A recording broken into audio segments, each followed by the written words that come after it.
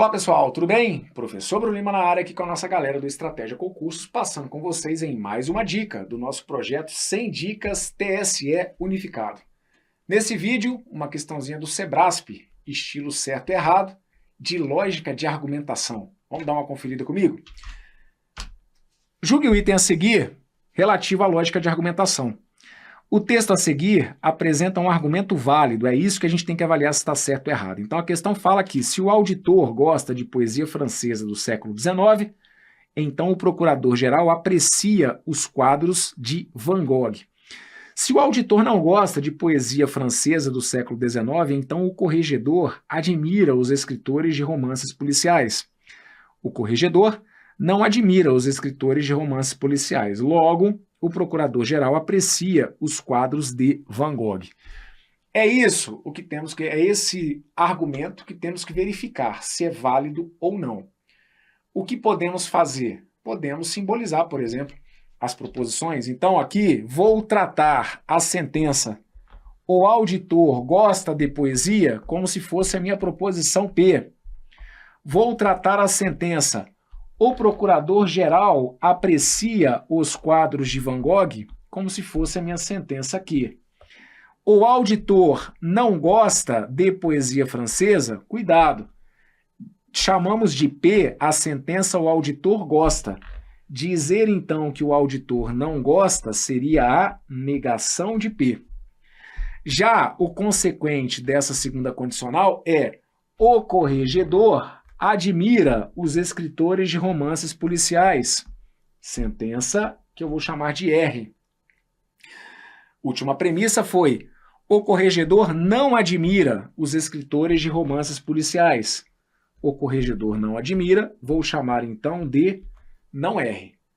A conclusão, que vem indicada aqui pelo logo, a conclusão é: o procurador-geral aprecia os quadros de Van Gogh. O procurador-geral aprecia os quadros de Van Gogh seria a nossa sentença aqui. Simbolicamente, então, o nosso argumento fica assim: se então é uma seta apontada para a direita. Se então, outra seta apontada para a direita. Primeira premissa se transformou em se P, então Q. A segunda premissa se transformou em uma do tipo se não P, então R. Minha última premissa, a negação de R. E a conclusão, que de maneira geral a gente separa por um traço, não que seja uma regra, mas para a gente se entender aqui nessa comunicação, a gente separa premissas de conclusão por esse tracinho aqui. Então a minha conclusão é a sentença Q. Para esse argumento, a gente pode trabalhar com a ideia de se supor que as premissas são verdadeiras. Para esse argumento, nem foi necessário o uso da conclusão. Se você fez o uso da conclusão, lembrar que você poderia trabalhar com a técnica da conclusão falsa. Mas, de novo, para esse enunciado, nem precisaríamos apelar para a técnica da conclusão falsa. Partindo do princípio que as premissas são verdadeiras, onde que nós chegaríamos? Então, a primeira premissa tem valor lógico V, a segunda premissa tem valor lógico V e a terceira premissa tem valor lógico V. Se a negação de R é verdadeira,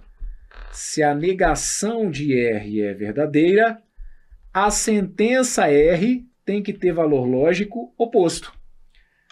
Se com a negação a sentença é verdadeira, só com a sua afirmação ela vai ter que ser, então, falsa. Se a negação de R é verdadeira, a proposição R tem que ter valor lógico F. Ok? Temos aqui uma condicional, um se então, que precisa ser verdadeiro, tendo segunda parte falsa. Tá lembrado aí da tabela do se então? Tabela do se então, a única linha diferente é a linha do V com F, que dá F. Apenas na tabela do se então, verdadeiro com falso vai dar falso. Como este se então não pode ser falso, esta primeira parte não pode, portanto, ser verdadeira. Se esta primeira parte fosse verdadeira, verdadeiro com falso daria falso. Não pode. Se essa primeira parte, então, não pode ser verdadeira, é porque a negação de P tem que ser necessariamente falsa. A negação de P tem que assumir valor lógico necessariamente falso. Ora, se a negação de P tem valor lógico necessariamente falso, a proposição P tem que assumir valor lógico verdadeiro. Se a negação de P tem valor lógico falso, a proposição P, que é a oposta dessa, tem que ter valor lógico oposto, tem que ter valor lógico V. E assim, se eu tenho um se então que começa com verdadeiro, um se então que começa com verdadeiro para ser verdadeiro tem que terminar com valor lógico também necessariamente V. Se então que começa com V para ser verdadeiro, o consequente aqui tem que assumir valor lógico V. Bem, a conclusão que tínhamos era a proposição Q. E aí, a gente não forçou a barra para usar essa conclusão com valor lógico V, até porque a gente não pode fazer isso. Nós vimos aqui que da análise das premissas, acreditando na veracidade das premissas, nós conseguimos concluir a veracidade da conclusão. Partindo do princípio que essas três sentenças são verdadeiras, a proposição Q, que é a conclusão, é também necessariamente verdadeira. E neste cenário, se eu garanto que as premissas são verdadeiras com a garantia da veracidade da conclusão, a gente tem aqui, então, um argumento que é válido. Era exatamente isso o que o item dizia. O texto a seguir apresenta um argumento válido? Sim.